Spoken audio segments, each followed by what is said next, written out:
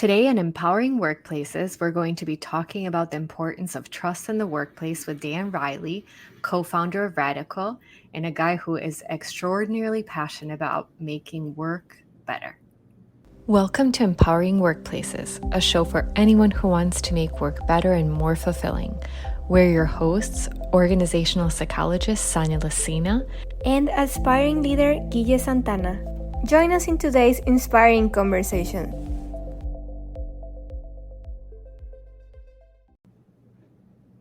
Dan, welcome to Empowering Workplaces. I love having you on here. You've been a friend of the house for a long time. You've joined us at multiple annual events at Question Pro and X Day, and you're a great partner of ours. And it's been such a pleasure and privilege to know you and to work on projects alongside of you and to just learn from you all the time, whether it's in a professional and on the stage setting or whether it's a casual conversation. And so we are so happy to have you here today. This is such an important topic in life.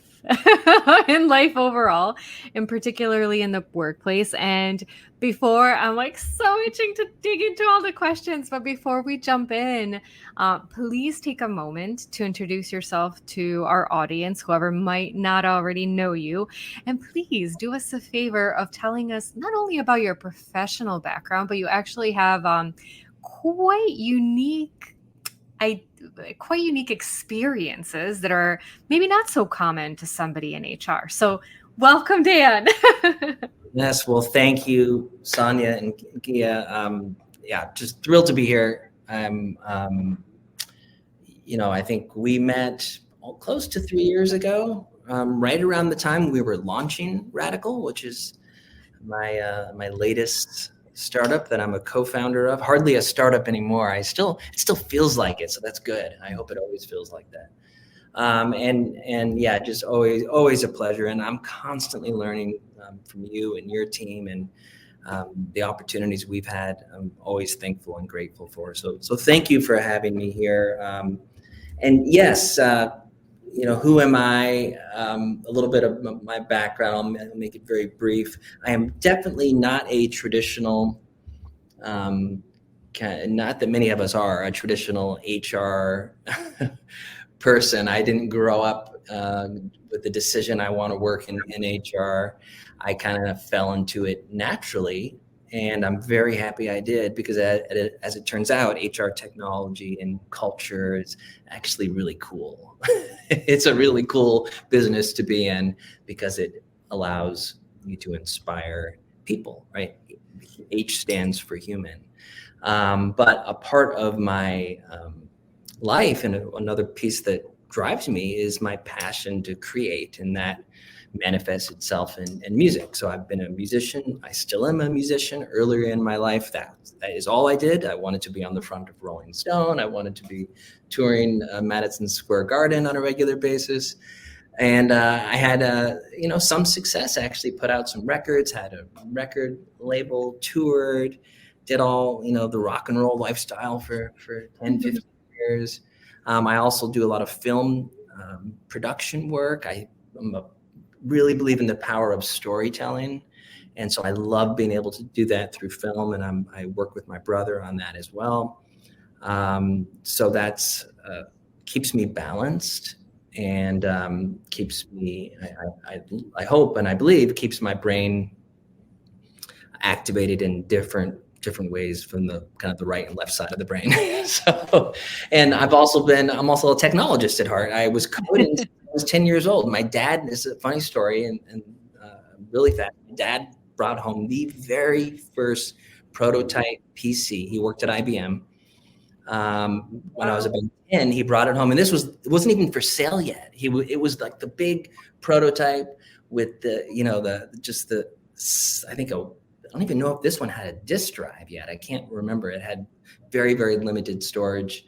But anyway, I started coding adventure games when I was 10 or 11. So that kind of allowed me to be a bit fearless with technology as a kid. When you start, it's a brand new thing.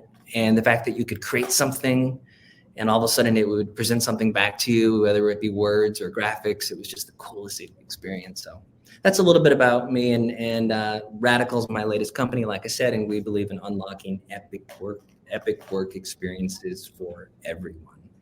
And we'll talk a little bit about that as we dive into a very important conversation about trust today. Well, thank you, Dan, for sharing that.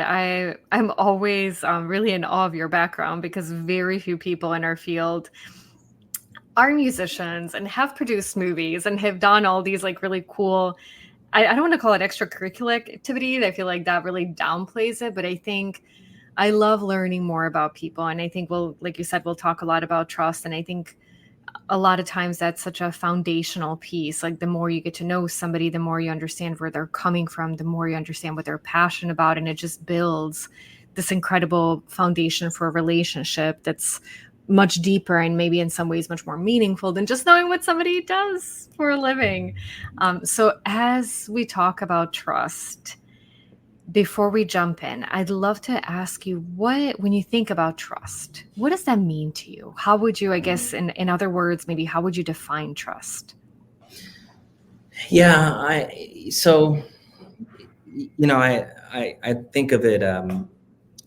Let me first start with when I talk or I'm working with a team within a company or organization. I always ask a question first, because everyone knows what the Webster definition of trust is for the most part. You commit to doing what you say you're going to do, right?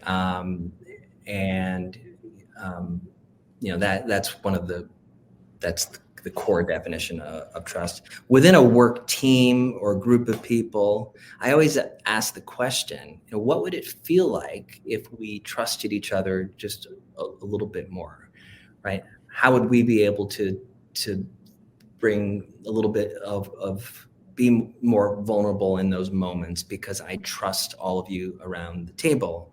I trust all of you around the virtual table, whatever that might be. So therefore, I'm willing to share and raise my hand when I don't know how to do something, right? And I'm willing to raise my hand when I actually disagree with something. So I believe trust actually drives more authentic, honest conversations, because it reduces fear. And if you reduce fear, you actually can drive progress forward. So that's the way I think of trust. At the core, obviously, it's like I said, it's saying, if you commit to something, you do it. If you can't, you explain why. It is being decent. It is being empathetic. It is listening, right? It is helping. All those things fall into the core construct of trust. Yeah, thank you for that. And I think it is complex in many ways, because it is so important, that it is so big. And I think even for people to tell each other, maybe, like, what does that mean? Or when you're trying to establish it, what am I looking for in you? Like, if I want to establish trust with you, well, what are some of those behaviors? So I think that's definitely really important. So we know a lot of times, like in friendships, why trust is important, in romantic relationships, why trust is important. I feel like that's like the number one. After love, it's like you have to trust somebody. Why is it important in the workplace? Yeah, I mean, I think if you start with thinking about why it's important in a romantic relationship, it's when you fall in love, and when you're in love, there is always risk of being hurt, right? And I think the definition of love is you sort of give, you hand a piece of your heart away, knowing that it can be damaged, but you trust enough, right? Because it's important enough to you.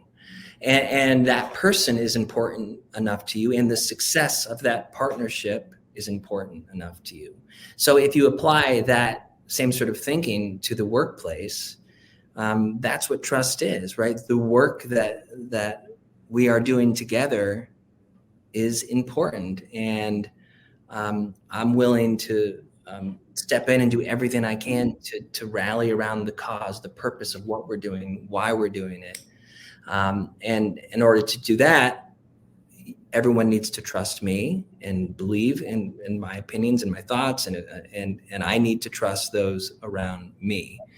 And we'll talk a little bit about this, but I'll give a sneak peek into it that, we found that some of the most important trusted relationships in work are not actually your direct team, but just your work peers, your work friends. Having that network of trusted connections actually allows you to show up and feel more comfortable because you have those true connections in the workplace, allowing you to navigate and ultimately further your career and feel successful. Well, you're speaking right to my heart now, because for a long time I've studied organizational networks, and of course for a while was like totally deep into organizational network analysis. And it always sticks in my mind. I think it's the, old school Gallup study that people don't leave companies, they leave bad managers. And I think, though I don't disagree with that and the importance of the relationship with the manager, there's so many people in the organization that impact your life. And depending on your relationship with your manager, depending on who it is, I think that those other people around you can even have a much more profound impact, and they can make a good experience better, or they can maybe make a not great experience worthwhile staying. So let's talk about that a little more while we're on the topic. Tell us more about this research that you've done and findings that you have. Yeah, so we've recently released a few weeks ago a paper, and the title of it is the trust imperative. And really the thesis is trusted connections in the workplace make work better, right? I mean, so that's if I had to summarize it, if I had 8 seconds to summarize what the paper's about. Then we go into some of the data, and I don't want to spend too much time on the data, but I will give you a few high level things. First, I want to start with a Gallup study that came out that indicates that about 1 out of every 5, so 20% of employees have trust in their direct manager. So right away, I'm sure you're all listening and maybe you're scratching your head, and whether we're a little bit off on that or Gallup's data is maybe, let's even call it 30%. We have opportunity and we have work to do. And really we have to peel it back and understand why are they not trusting their manager? And we'll get into that. We have some research that we've done to help understand why, so we can start to implement change. And we've also looked at, in a recent study that we did in partnership with Question Pro, that only about 31% of people have high trust work relationships. And worse than that, about 35% of people have kind of what we would call neutral to toxic relationships in the workplace. So long story short, there's opportunity to build more authentic, real, trusted connections. And that's the baseline that we're starting from. And that's why we felt that really focusing on the importance of trust, writing this paper, doing this research is critical to the world that we're living in right now. And everyone knows that it's going to be a bit of a chaotic year, especially in the United States, but everywhere. I mean, from just a world view, it's tough right now. And so trust in your leaders, and I'm talking political leaders, is important too, right? And trust in each other, and all this stuff is just bubbling up. And so, the more we can talk about it and normalize it a little bit and understand what's going on, the more we can start to make impact and change. Yeah, and I'll be conscious of time because I've got so much to say about the stats that you just shared. But to try to, again, make myself as concise as possible. So A few things that I absolutely love. Like, first of all, when you shared these stats with me, like I nearly fell out of my chair, which is always a really good sign about data because you love, I mean, sometimes it's good to have a confirmation. Sometimes it's good to see something and feel a sense of urgency. So the fact that a third of people have neutral or toxic relationships, like to me, that is something to take pause. And I remember sometime last year, Adam Grant shared a quote on social media that, long story short, said, "Don't hire assholes." Excuse my language, but it's his quote. It's the word.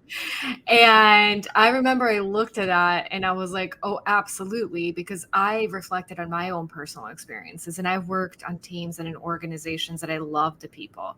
But there could be that one person, and that person made me not want to go to work. Like, it didn't matter if I had 100 friends at work.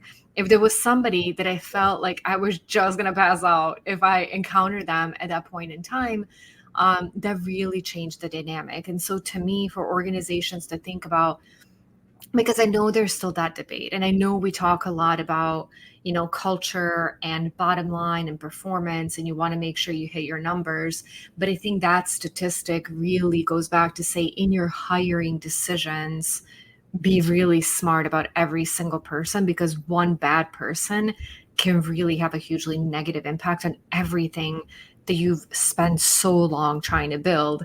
And the other one that I think we can dig into a little bit more too, that I love, that it just kind of dawned on me now as you said it again, is that 1 in 5 employees trust their manager. But what's interesting, a lot of times that all of these like return to work policies and flexible work and everything, we're always talking about managers trusting their employees, not the other way around. And so this highlights that huge idea that it's a two-way street. Like, you can't just be measuring how managers are feeling and dictating, because guess what?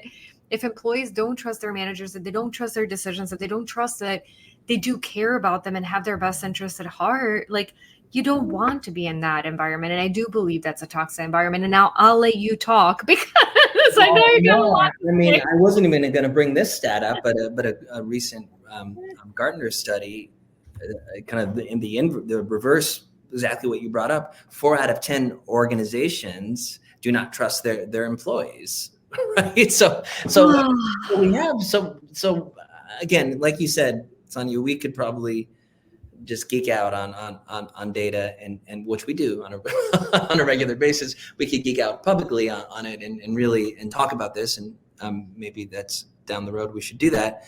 But I think the reality is, what's going on, right? Why is this happening? And I guess we think about it. There's kind of 4 relationship dynamics in the workplace that we study. There's obviously a lot more than 4 dynamics, but things that we started to obsess over in a positive way to really understand what we can do to make change is, number 1, recognizing, like I said before, but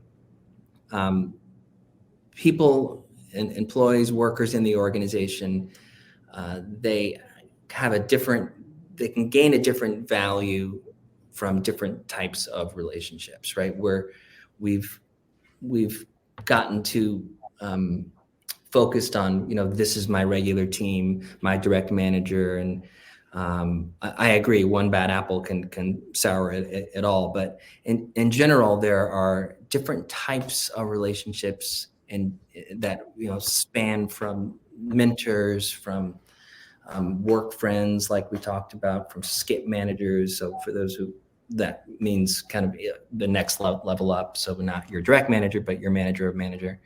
And the importance of these trusted connections are crucial. And so with that, we've also found that indirect relationships matter so much in the workplace. So these are people that might not be in your kind of your hierarchical chain, but just people in the workplace. And this actually accounts for what we found, the majority of work impact. So having trusted relationships with people spread out in the organization actually drives productivity and drives happiness and drives all those things considerably more than just having a great relationship with your manager. With that said, a bad relationship with your manager will trump everything, right? I mean, so that is a disengager, but assuming that's average or in place, these other things are crucial to success. We also talk about the fact right now that managers are so overburdened, right? Mm-hmm. There's so much going on. And so sometimes lack of time can result in lack of caring, right? And that starts to eat away at trust. And it might be, we know the importance of one-on-ones and keeping your one-on-ones. And I love to have a one-on-one, even if there's nothing to talk about, just to talk about life, talk about how I'm doing. How are you doing? What's new? Where are you going on vacation, right? If you have kids, how are your kids? Whatever, you just talk, and that builds trust. So any manager out there listening, if you're busy, never an excuse not to take time to have an important conversation and keep your one-on-one, or whether it's just something that's on the books or scheduled. And then finally, trust does have a we've found has a nonlinear impact on productivity, and we've done a lot of research across different types of relationships when it comes to productivity and trust. So anyway, I'll pause there. Yeah. To the next question. So then you made it clear that trusted connections obviously make work better, and depending on that, I guess your culture can suck or it can be great. How can organizations measure trust in their workplace? What can they? Yeah, I mean, that's always something. I love that question, Kia, and I'm going to answer it by talking about categorically 4 things. And sorry, I'm using like 4 things often right now in this conversation, but instead of 3 things. But hey, if it works, whatever works, 2, 3, yes. 4, I'll take it. And look, there's there's assessments and there's things and you can that you can do around trust and to measure trust. But I think it's more important to take a little more of a macro look at it. And so number one, like we talked about, the first been talking about is really looking at and paying attention to your leadership and your culture, right? So this is so important. Making sure leadership and managers are communicating effectively. Again, little things like you're having one-on-ones on a regular basis. You're sharing wins, you're sharing losses, you're sharing. So all of that, I mean, that's a measurement that you can look at in the organization. Are these things happening? Are these behaviors happening? Because ultimately, the consistency of the little things like this over and over again, that is an indicator of trusted relationships in the workplace. And these are behaviors that you're looking at and measuring. So that's number one. And there are different ways to do that and to measure that. And I'm sure you and Sonia have, this is what Question Pro does, and you have great surveys out there where you can dig in, quickly get feedback on this. Number two, the big one that's really relevant right now is kind of the hybrid and remote workforce and distributed work processes. So, I mean, right now, we know that trust mandates on bringing people back into the office without clear identification as to why really starts to distract us from trust and can eat away at trust. So, making sure if you are bringing people back into the office that you're intentional and you're focused about that. And that's a little bit less of a measurement, but if that's happening and you're allowing different parts of the organization to kind of just do as they will, that is a measurement, right, that you can be aware of and really make sure you pay attention to that, because data is loud and clear there that employees don't mind going back into the office if it's convenient and if it feels like it's on their terms and if they feel like they can be more productive. But if it feels like they're being pulled in just because, that drives concern. And then with that, really taking a look at and thinking about your office design, right? I mean, this helps drive trusted relationships because it allows for conversation. So making sure there's places where people can meet and talk. And then this is if you're back in, if some of those listening you still have a third of your people going into the workplace, just be these are subtle things, but we kind of forget about them. Think about your home and those little private conversations you might need to have that are intimate and important. You want to have space, right, where you can have that conversation. And same sort of thing is in the workplace. And then finally, the big one is work technology, right? It's got to, I mean, this is a huge one. Right now, we know it's a little bit chaotic with the amount of work tech that's out there. And this can really impact trust, that relationship with the organization, right? If I have 30, 40 things that I need to do and I'm constantly being pinged and it's all in the name of better employee experience, but really all it's doing is creating a little bit of chaos and it's just burdening me as an employee. And now I start to lose trust because I feel like I'm being micromanaged. I feel like there's too many tools asking me to do too many things. So pay attention to that, and you can measure trust simply by the simplicity of your work technology. So, Dan, you already said that trust can be measured through service, through technology. If a company doesn't have like the resources to measure trust per se, what are some general things you think they can do to make their culture better? And I will share mine at first, but I think I saw you speak at X Day one time, and you said asking "How are you?" is one thing you can do to measure how everyone's feeling and how trust is. Yeah, there's this misconception that we need to spend tons of money on and especially if it's a larger organization and we don't have budget. And you think about the interactions that you do have on a daily basis are typically with with teams that you see on a regular basis, and of course, like we talked about before, with different relationships in the workplace. But yeah, that simple question of how are you is so important, and not just asking to fill time, but asking because I truly care about what your response is going to be.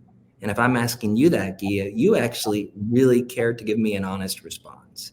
And immediately that should trigger a conversation if needed. And that starts to build trust. And it also lets me know, if I'm your manager, that, things aren't great right now for whatever reason. And it might be personal, it might be overload at work, it might be a combination of, or whatever it might be. But now I have awareness, and with awareness, that helps to build trust and just better understanding of each other. So absolutely, little things like that, conversation and listening and caring, like being human is something we can all do, and we don't have to spend money on that, right? So I think, to me, that is what we have the opportunity and ability to do. Yeah, I think that's so important, because I think for what I hear a lot from our clients and just people in the field that I talk with is there's so much desire to make things better. And generally people feel like they don't have quite enough resources, quite enough budget, quite enough people to do everything they want. And sometimes it can get frustrating because you can hear these big things and you hear these big studies, or you hear a case study of an organization of this huge project, and you're like, must be nice to be you. Like, how am I going to do that? While I'm a huge believer in data and understanding your own unique organization and understanding where do you really put your resources, I think that doesn't need to be something that completely keeps organizations from taking action. So for somebody who's listening and saying, wow, I would love to do all of this, but I just don't have the capacity or the resources right now, I love the general recommendations that you shared, because I think in few instances are there organizations that are just getting absolutely everything right. Like, we're human. Organizations in many ways are human. And so that's impossible. And even the conversation, like what you were saying, because one thing that I'm, to your point of how stressed out managers are and people in general, one thing I'm always also very cautious of is for organizations to say, okay, so we don't have a budget to run a survey, or we don't have a budget to run, analysis in our behavioral data. So we're going to ask our managers to do X. Like, whoa, hold on. Do they have the training? Do they have the time? Are you putting extra stress on somebody that likely already has a lot on their plate? But I think what Gia and you talked about is just asking, how are you? That's something that can naturally occur in an event that's already happening. It's just maybe a slight tweak from how you're starting your meetings. To your point, a lot of times people want to be very efficient.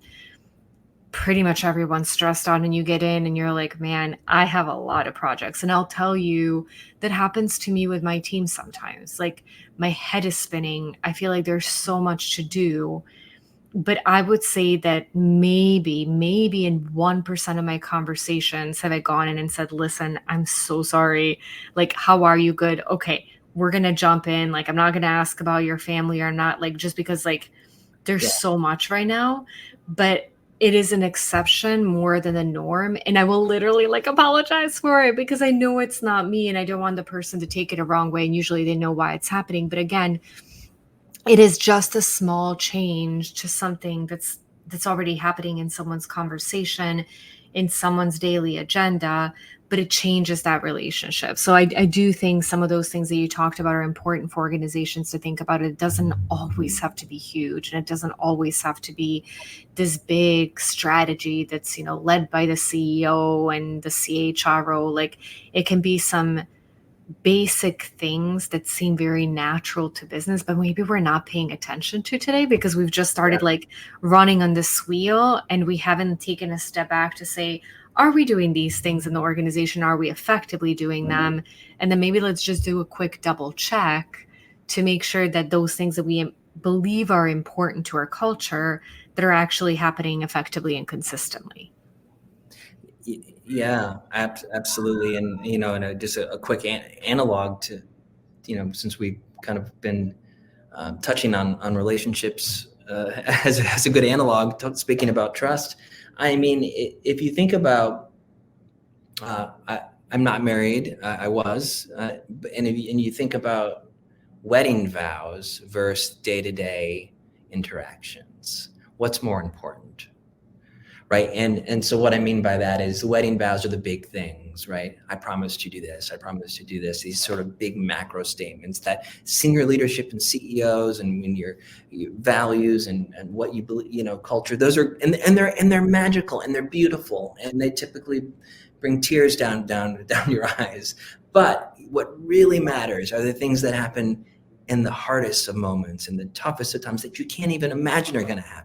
And you get them right sometimes and you get them wrong sometimes, but that builds trust over time. So it's the intimacy of the little things that happen every day that far outweigh sort of just the big wedding vow commitment. And if you don't believe in marriage, just that commitment or that's linked to relationships.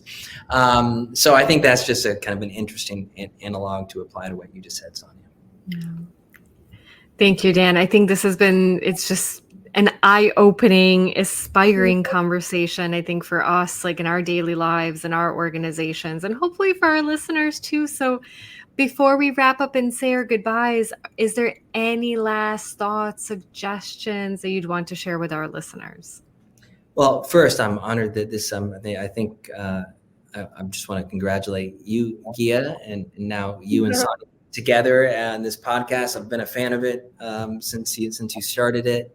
And I love that you two are together. So I'm so excited about that. So I just wanted to make sure I said that because that's I was just so thrilled when I heard that.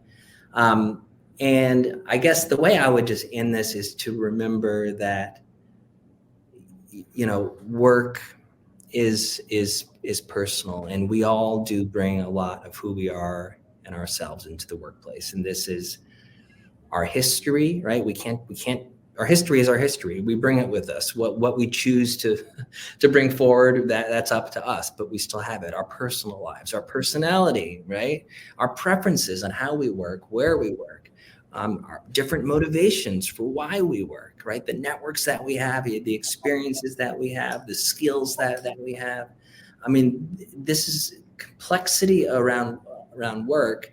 It isn't just showing up in the kind of that discretionary effort to get the work done. There's a lot more that we all bring into the workplace. So with that said, I mean, I urge everyone to really pay attention to what we talked about today. And it really, from my perspective, and I think we all agree with this concept, that it does start with that true understanding of people as individuals, because only then can you build great teams, great organizations, really make impact. It has to start at that individual level. So that will be the way my final thoughts of the day.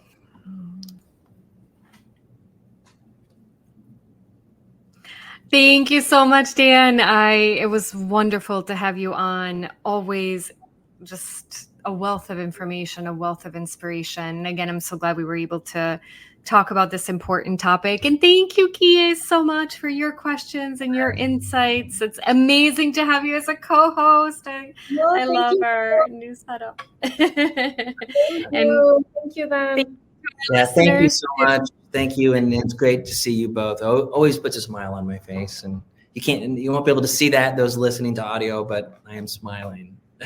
So great conversation, and thank you, Gia. Thank you, Sonia, as always. And thank you so much. Take care, everyone. Until next time. Bye. Bye-bye.